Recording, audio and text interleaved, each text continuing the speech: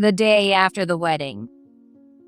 Still feeling groggy, I made my way to the living room, only to see my husband's sister, Emily, in the hallway. A little further down were my in-laws, James and Linda. "Good morning, Emily." Silent. Silent. However, neither Emily nor my in-laws said a word, even though they clearly noticed me. "Good morning, James." "Good morning, Linda." Emily, are you heading out today? Yeah, I won't be home for dinner. As expected, they didn't respond to my greeting, and Linda started a conversation with Emily instead. That was the beginning of them ignoring me. A month passed, and one day, James collapsed and had to be rushed to the hospital. His surgery was a success. However, he would live with a physical disability. With Grace here, there's absolutely nothing to worry about when it comes to caregiving, right? I was stunned by Emily's words, especially after she had spent so much time ignoring me. It seemed Linda felt the same way as Emily. But I had no intention of letting my in-laws push me around anymore. The next day, I silently left their house with my husband, Sean. "My name is Grace Thomas. I'll be turning 30 this year. Currently, I work as a care manager at a nursing facility. It had always been my dream to work in elder care. The reason lies in the environment I grew up in as a child. Because my parents were busy with work, I spent every day with my beloved grandmother. She even took me along when she went to local senior center meetings or had tea with her friends. Thinking back now, it must have been hard for her to relax with a child tagging along. But I was surrounded by kind elderly people, and before I knew it, I wanted to be someone who could help them. After graduating from vocational school, I made my dream come true and started working as a caregiver. I passed both the certified caregiver and care manager exams and have been leading a fulfilling life. However, about 3 years ago, my beloved grandmother passed away. In my grief, a friend from my vocational school days introduced me to a man, thinking it might cheer me up. That man was Sean Thomas, 2 years younger than me. It felt as if my grandmother had brought us together, and Sean healed my heart, helping me gradually regain my smile. Our relationship progressed smoothly, and about 2 weeks ago, he proposed to me, and now we're set to get married. While I'm enjoying a very happy life, I do have one concern. It seems that Sean's family doesn't like me. However, they didn't dislike me from the start. I remember the day we announced our engagement and I went to meet them. Nice to meet you. I'm Sean's mom, Linda. Come on in. Linda greeted me warmly, and I felt relieved. Hi, I'm his sister, Emily. Wow, Sean, you really found someone amazing. Emily seemed to like me right away and welcomed me warmly. I love your outfit, Grace. Where do you shop? Emily is 3 years younger than Sean. In other words, Emily is 5 years younger than me, still very young, with a great figure and stunning looks. Anyone would say she's cuter than me, yet she complimented me, and I was honestly happy about it. Oh, I bought this online. What's the shop called? I want to know. By the way, you don't need to be so formal with me. I want to get closer to you soon, Grace. Thanks. I'll let you know later. Emily's friendly personality made her adorable, like having a younger sister. Don't go troubling Grace, okay? Sean seemed exasperated by Emily's friendliness, but I didn't feel troubled at all. Talking with Emily was fun, and Linda watched us with a warm smile. It was such a happy moment. While chatting with Emily and Linda in such a warm and peaceful atmosphere, we suddenly heard a voice from the entrance saying, "I'm home." It was James, my father-in-law, returning home. You don't have to be so nervous. Emily reassured me, but I couldn't help sitting up straighter. James is the CEO of a major local company. I don't judge people by their titles, but I've never even met someone who runs a company. From his strong, work-focused image, I assumed he might be intimidating. Oh, so today's the day Sean's girlfriend is visiting. As soon as James entered the living room and saw me, he murmured to himself, "Yes, nice to meet you. I'm Grace Anderson." When I introduced myself, James smiled at me. Don't be so nervous. I'll go get changed, and then we can all chat over dinner. I felt relieved at his kind words after being so tense. In less than 5 minutes, James returned, and the 5 of us gathered around the dining table. My in-laws all asked me various questions. By the way, Grace, you're so slim. How do you maintain your body? Don't most people lose their figure by 30? Her freezing irked me a little, but I decided to let it slide with a smile. I've always been like this. My mom is slim too. Wow, so jealous. Emily, this is supposed to be a formal introduction for their engagement. Save those kinds of questions for later. James, like Sean earlier, seemed exasperated and gently scolded Emily. But I could tell their questions showed genuine interest in me, so I couldn't help but smile. What's the big deal? Emily pouted slightly and fell silent. Her expression was so endearing that I chuckled softly, which made James clear his throat as if to reset the mood. So, what kind of work do you do? I heard you're off on weekends. Are you in public service? No, I'm working as a caregiver. The once warm atmosphere shifted instantly at my response. James, Linda, and Emily all looked at each other with wide, surprised eyes. The sudden change in mood made me tense up. Did I say something wrong? As I looked toward Sean for support, Linda muttered quietly, Caregiver, you mean like taking care of old folks, feeding them, changing their diapers? "Yes, of course." From her tone, it was clear she didn't find my work appealing. As expected, I shrank under the pressure, and Emily, in stark contrast to her earlier demeanor, began looking at me as if I were something filthy. Wait, seriously? You change diapers for strangers and bathe random old men? That's so gross. Emily, stop it. Sean scolded Emily in a low voice. But I was in shock. I never imagined anyone would talk to me like that. But you know, Sean, you understand what Emily says, don't you? Understand what? I don't get it at all. Linda laughed at me in a mocking way. The only solace I had was that Sean was standing by my side. I was barely holding back my tears. The atmosphere grew heavy in an instant.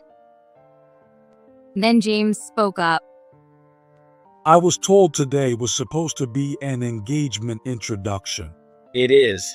I want to marry Grace. Sean, you're my eldest son. You're going to take over our company one day.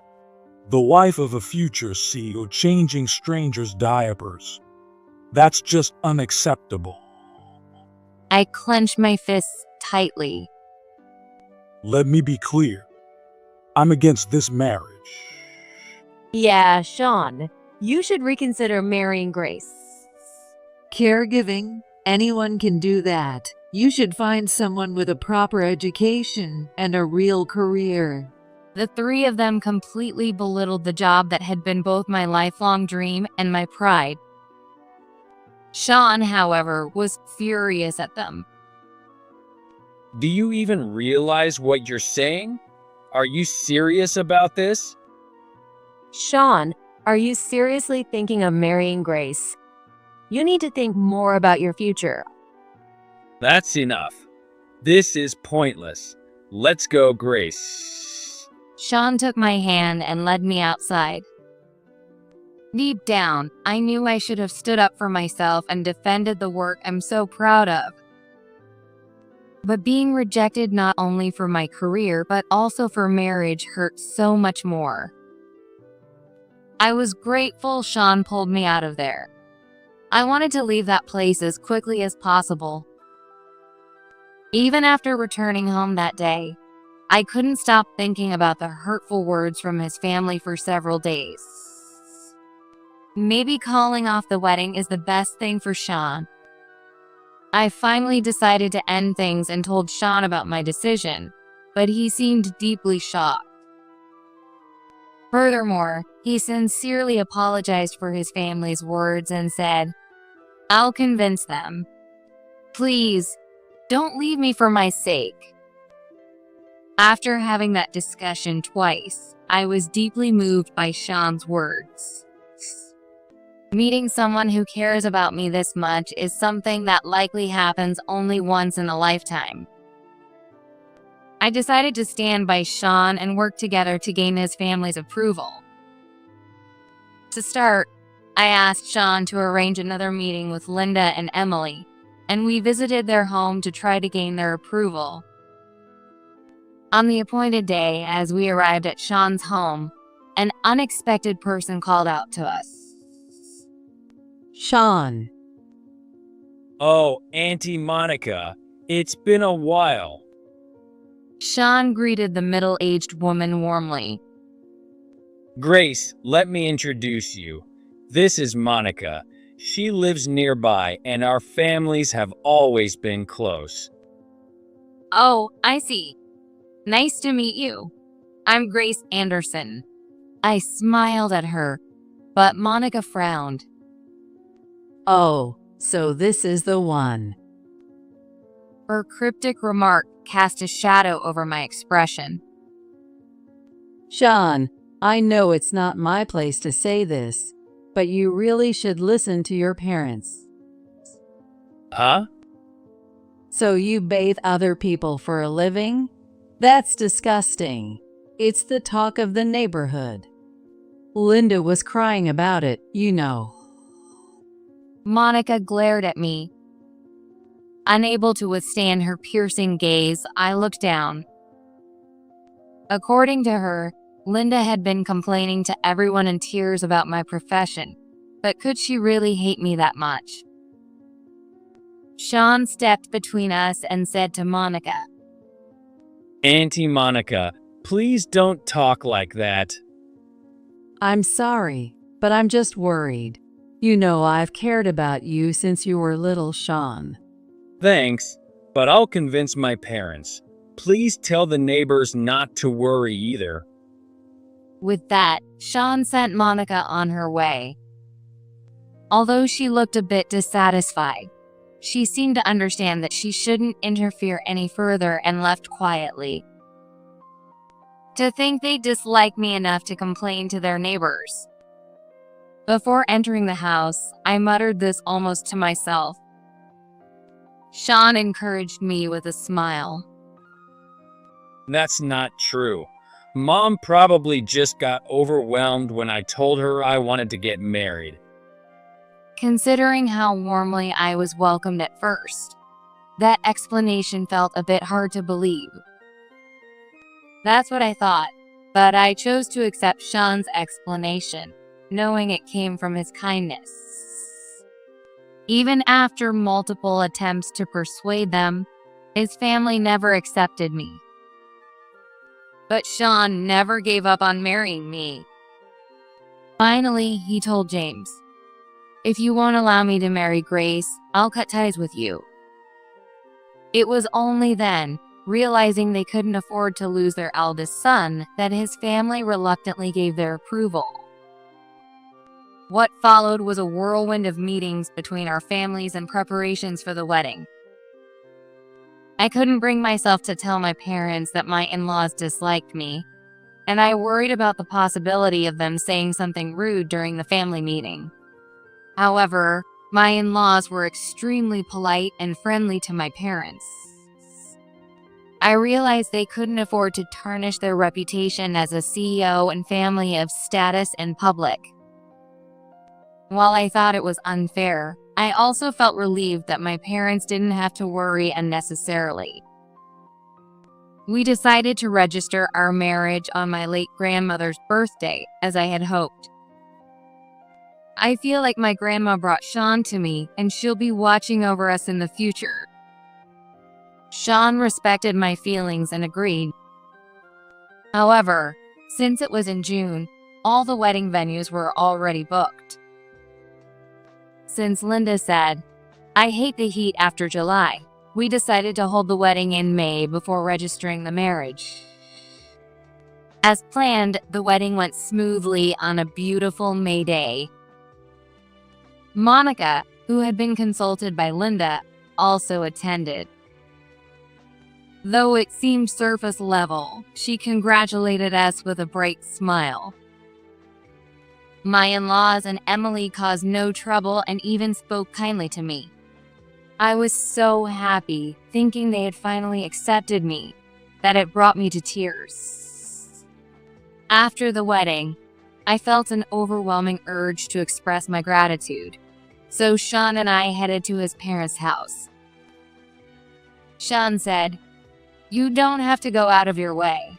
You haven't forgotten what they said to you, have you? But I just wanted to repair our relationship if possible. James, Linda, and Emily, thank you for today," I said as I greeted the three of them, relaxing in the living room. Then, Linda narrowed her eyes and glared at me sharply. She let out a sigh. So, I don't see any luggage. What are you planning to do starting tomorrow? What? The wedding is over. If you don't move in with us, the neighbors will start talking. James' words left both Sean and me in shock. We had never planned to live together. Wait, I never said anything about living together with you. You're the eldest son. It's your responsibility to take care of this house. Well, even if you say that. Sean groaned, holding his head. We'll live together, won't we, Grace? What? Emily asked me with a smile. However, it wasn't the warm smile from the day we first met. It was a look that seemed to be scheming something. She probably thought it would be easier to convince me than to argue with Sean. It'd be a disaster if people found out that the eldest son of the CEO moved out after getting married. And it'd be awkward if they knew we were living apart. You're right. If it's not an inconvenience. It wasn't just Emily's words. The piercing gazes from my in-laws left me no choice but to respond with a strained smile. Grace, you don't have to force yourself. No, I think it's better this way. James, as if it were the most natural thing in the world, accepted my response and looked away from me. On the other hand, Linda inserted herself into our conversation. In that case, at the very least, bring some essentials with you first. Yes, I replied softly. The next morning, even though it was the day after our wedding, waking up at my in-laws' house felt strange, and I didn't think I'd slept well. Sean was still asleep. Feeling groggy, I headed to the living room alone, only to pass Emily in the hallway. "Oh, good morning, Emily." Behind Emily, I could see my in-laws. Silent. Silent. But maybe they didn't hear me? Despite clearly noticing me, neither Emily nor my in-laws said a word. "Good morning, James. Good morning, Linda." This time, I greeted my in-laws. Emily, are you going out today? Yeah, I won't be home for dinner. Once again, they ignored my greeting and started a conversation among themselves. What? You're not staying for dinner, even though it's the first meal cooked by the new bride? Though she wasn't speaking to me directly, Linda smiled deliberately at Emily. It's nice for me too, having someone to take care of the housework. I'll be waiting to hear your thoughts on the food later. Hearing their exchange, I stopped in my tracks, my eyes wide in disbelief. Not only were my greetings ignored, but now they were also shoving all the housework onto me.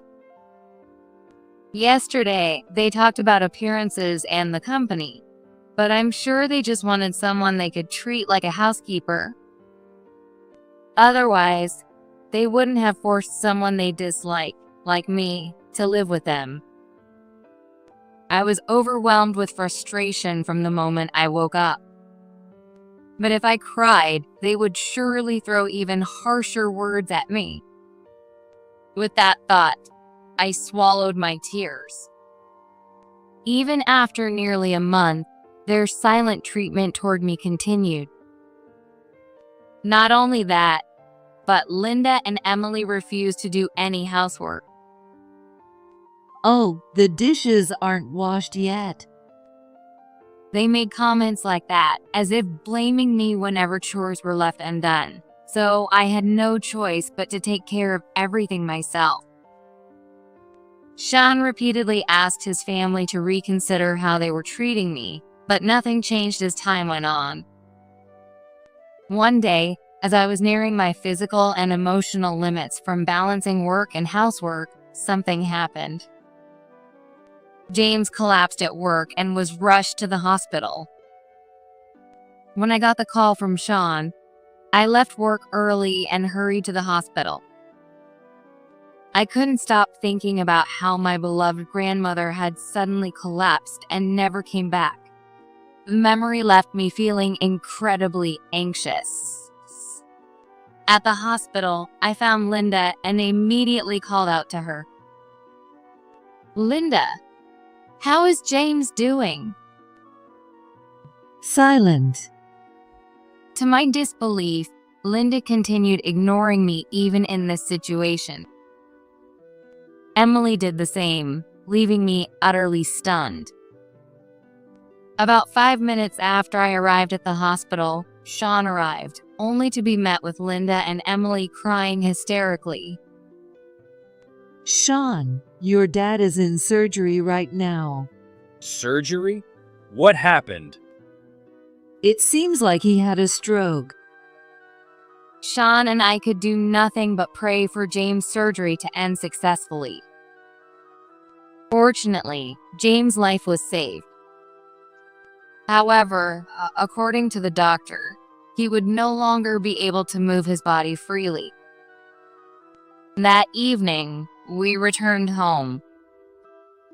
Linda, Emily, and even Sean were at a loss for words, filled with despair over what lay ahead. James was still young and an active CEO. Everyone was understandably anxious.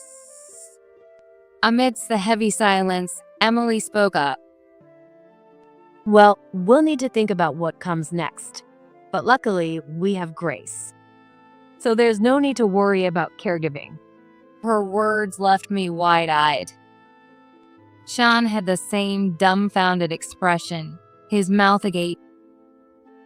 What's with those faces? You're both worried about Dad too, aren't you? After all the time she had mocked my profession and ignored me, how could she even have the nerve to say such a thing? I was overwhelmed with disbelief. Rushing to the hospital out of concern for James and agreeing to take on caregiving were two completely different things. I had endured countless remarks and slights up until now, but this statement nearly broke my patience. Well, anyway, today must have been exhausting, right? Why don't you take a bath and get some rest? Perhaps Linda had noticed from our expressions that neither Sean nor I agreed with what had just been said. Linda hurriedly called out to us. But without responding, we returned to our room. The next day, coincidentally, was my grandmother's birthday. According to our original plan, this was the day we would officially submit our marriage license and start living together as a couple in our newly prepared home. It felt like a lifeline. If I stayed in my in-laws' house any longer, I would end up living like a servant. Without a word, we moved into our new home. As expected, Linda noticed that our room was completely empty and called Sean multiple times. Sean, where are you? The room is empty. Didn't I tell you we were getting married today? We had already rented a place, so we moved out. Reluctantly answering the phone, Sean calmly explained the situation to Linda. While we were unpacking, his phone was on speaker, and we could hear Linda's furious voice. What are you talking about? How could you do this at such a difficult time? Grace was supposed to take care of James. That's exactly why we moved out. Sean laughed, but Linda became even more enraged on the other end of the line. What did you just say? Your family, and you're running away. If you all had treated Grace kindly, we could have stayed and lived together. But no matter how many times I talked to you, nothing changed. You didn't accept Grace as part of the family. That's on you, Mom, Dad, and Emily. That's not what I... Sean remained calm, stating his case with precision. And let's not forget how you all mocked Grace's job. Now that you need her, suddenly you called her Grace. Aren't you embarrassed? Linda gradually found herself unable to argue back, and her voice grew quieter on the other end of the phone. The company isn't just about Dad or the family. It's also about the employees and their families. I'll take over and help run the company, but the issues in your house, you all can deal with those yourselves. That's... Grace won't be involved with you anymore, so make sure you keep that in mind, okay? Sean cheerfully ended the call. His kindness made me happy.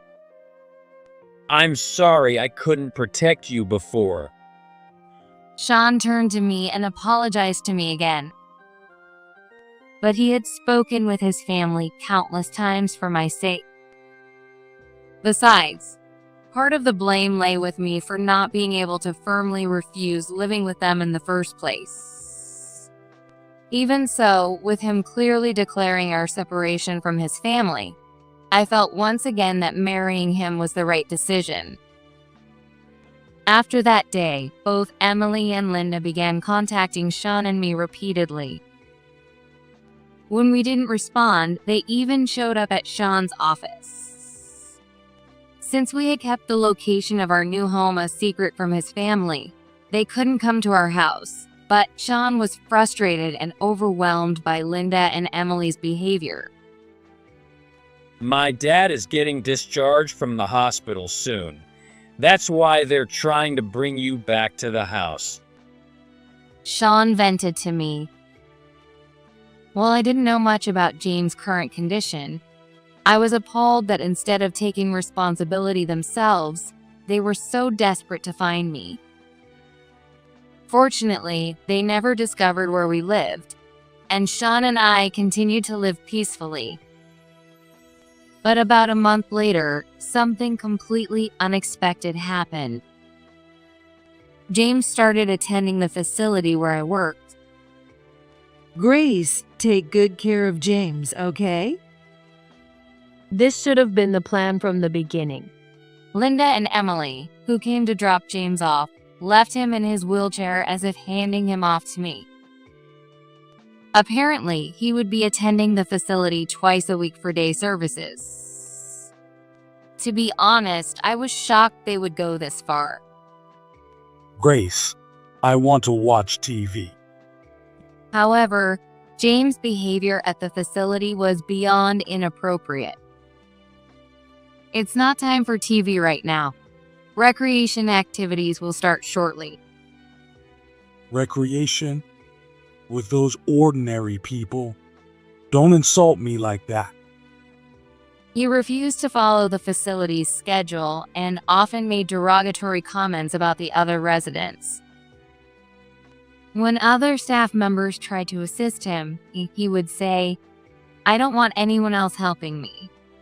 Call my daughter-in-law, treating me as if I were his personal caregiver. This behavior continued for about 3 months, during which complaints from other residents and their families flooded in. After discussions with the manager and other staff, James was banned from the facility. You're kicking out someone with a disability. I let my daughter-in-law work here, and now I'm the one banned. What's going on? Linda and James protested the ban, but the facility, as a company, handled the situation appropriately. From the beginning, it was clearly stated in the attendance contract that failure to follow the facility's rules would result in termination of the agreement. It wasn't as though James was abandoned by us unilaterally. However, no matter what we said, his family refused to accept it and began spreading negative rumors about the facility. On social media, they used my real name, writing things like, "This facility has Grace Thomas, a staff member who abandons her father-in-law." This is the worst facility. They won't accommodate any requests. Such phrases were even written in the facility's online reviews. Linda and Emily even used their real names to post these accusations, showing they had no remorse. I consulted with Sean, and he spoke to his family about it, but Linda and Emily just doubled down. We're not lying, are we? I decided to discuss my in-laws' behavior with the facility and consult with a lawyer. The female lawyer handling my case listened to me attentively and said, "This is a clear case of defamation. You can pursue criminal charges." I want them to reflect on what they've done to you, Grace. But first, let's resolve the issue concerning the facility. Trusting her expertise, the company decided to file a claim for damages. Emily and Linda visited the lawyer's office for a meeting. I was allowed to be present as well, but neither of them seemed to take the lawsuit seriously. Isn't this over the top? We were just telling the truth. Isn't that what reviews are for? If you sue over bad reviews, it defeats the purpose of having them in the first place. As expected, they showed no remorse whatsoever. Grace is family after all. Isn't it your job to protect us? They even tried to shift the blame for the lawsuit onto me. Just as I was about to respond, The lawyer spoke on my behalf.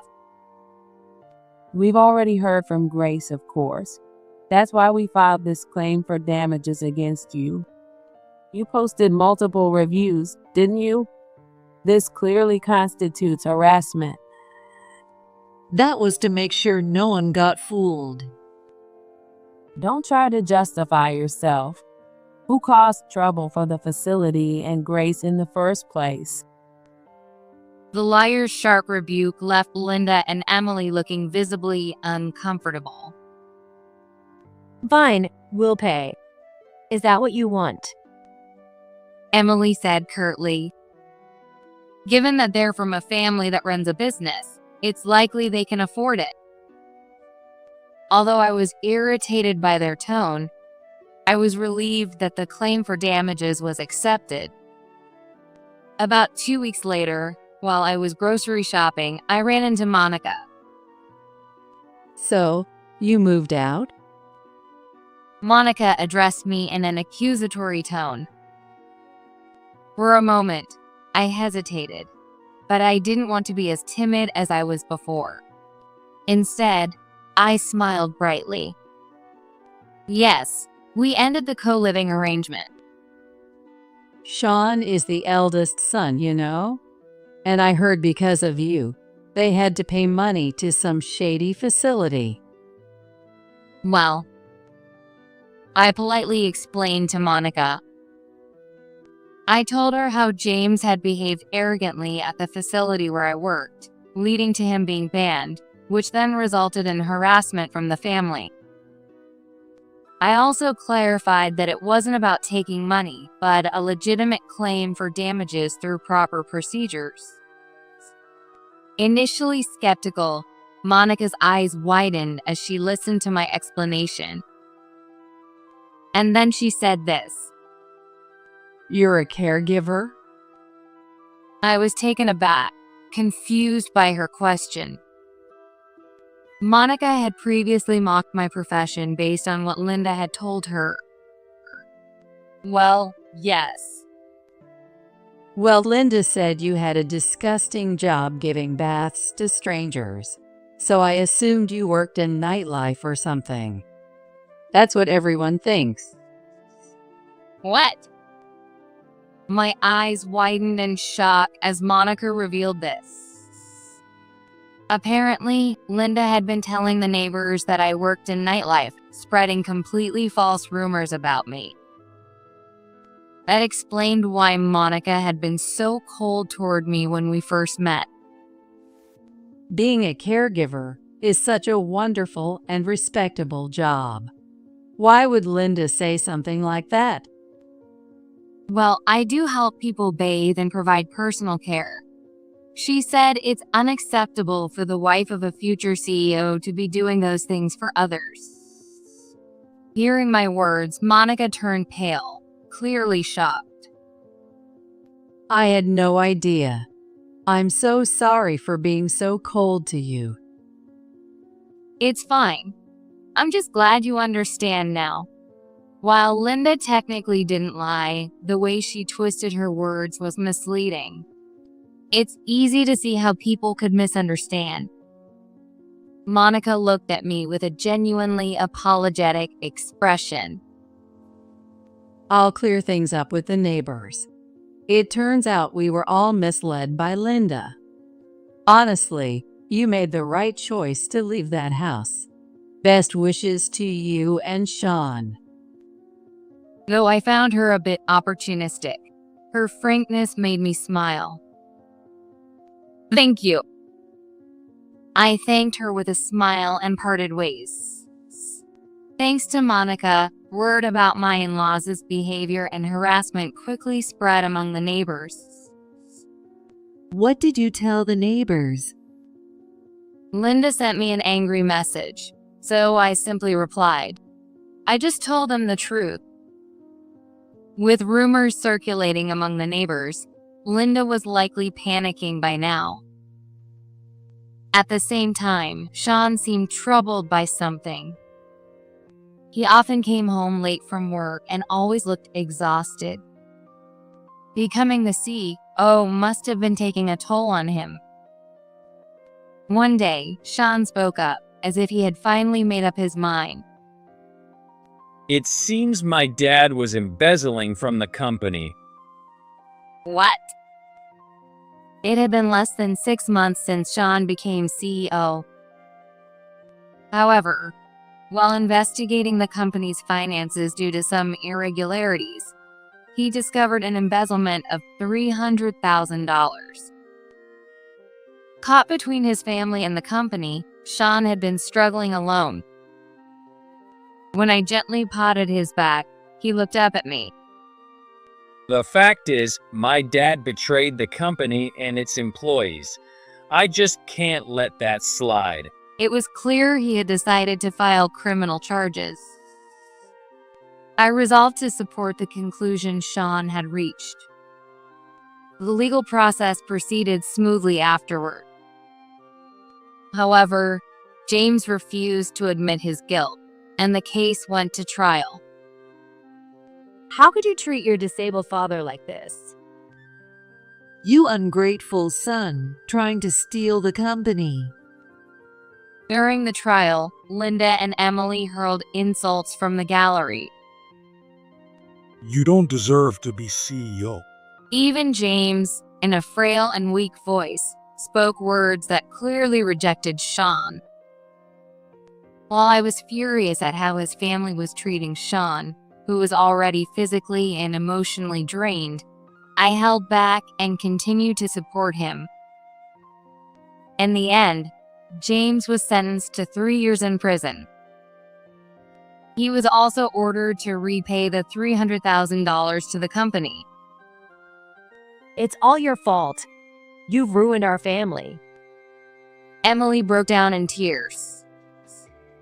Linda glared at Sean, her eyes red with anger. James remained silent, keeping his eyes shut. Sean must have been hurt too. But he hadn't done anything wrong.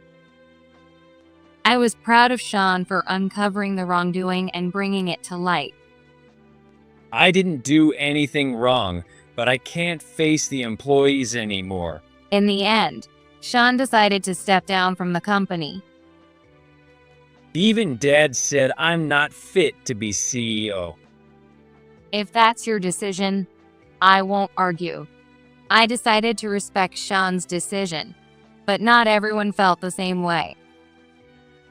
Sir, it's a mistake for you to resign.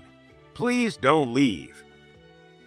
Hearing rumors of Sean's resignation, an employee came directly to him, pleading for him to stay. And it wasn't just one person. As the rumors spread, more and more people expressed their support, and even senior executives urged Sean to stay, saying, "The former CEO and the current CEO are two different people.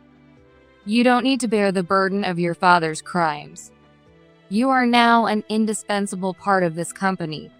Encouraged by their words, Sean resolved to stay and protect the company and its employees, no matter how difficult it would be. I believed in Sean, the man who had protected me, and I was confident he would uphold his promise. While James was serving his sentence, his family renovated their home to make it suitable for caregiving. Between the damages paid to the facility, restitution for the embezzlement, and the home renovations, Sean's family had to pay a significant amount of money all at once. According to Sean, they hardly have any money left. As proof, Linda frequently sends letters to Sean asking for help, but he consistently refuses. 3 years later, I ran into Monica again at the grocery store. James had been released from prison and was now being cared for by Linda and Emily at home. Apparently, they have home caregivers coming by occasionally, but the staff keeps changing. I bet they're driving them away with insults. Monica's words seemed oddly convincing, and I couldn't help but smile wryly. The neighbors had also distanced themselves from Sean's family. People finally realized it's best to stay away from folks like that. Monica said with a laugh. Sean's family hadn't just lost their money, they'd lost the trust of the community. This was the result of looking down on others. How pitiful. Meanwhile, Sean was thriving at work. The company experienced steady growth, and the turnover rate dropped significantly. By holding his own father accountable, Sean was able to purge the company of its toxic elements, and it has now become a highly sought-after employer with a competitive recruitment rate for new graduates. Last month, I gave birth to our first child. In a miraculous twist, our baby girl was born on our wedding anniversary, which also happens to be the birthday of my beloved grandmother. I'm currently on maternity leave, navigating the challenges of motherhood. There are times when things don't go as planned, and I feel discouraged. But every time I see my daughter smile, I'm somehow reminded of my grandmother and feel encouraged. I'm sure my grandmother is watching over us. Your grandma must be looking out for us, Sean said when our daughter was born.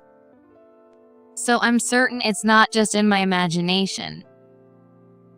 No matter what lies ahead, I know we'll be okay. Because my beloved grandmother will always be by my side.